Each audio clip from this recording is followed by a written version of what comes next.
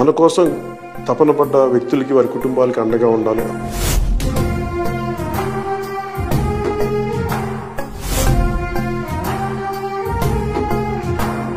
క్షేత్రస్థాయిలో ముఖ్యంగా పోరాట యాత్ర చేస్తున్నప్పుడు చాలామంది ప్రమాదాలకు గురవడం, తర్వాత వ్యక్తిగతంగా మనకున్న నాయకులు ఆ రోజు నా పక్కన ఉన్న వాళ్ళు సహాయాలు అందించడం, ఇవన్నీ చూసి క్రియాశీలక సభ్యత్వం తీసుకునే సమయంలో వారికి ఏదైనా బీమా పథకం అమలు చేయొచ్చు, దాని మీద సాధ్యాసాధ్యాలు చూడండి అంటే దాదాపు 1,00,000 మంది పైచిలకు అందరికీ కూడా బీమా పథకాన్ని వర్తింపజేశారు.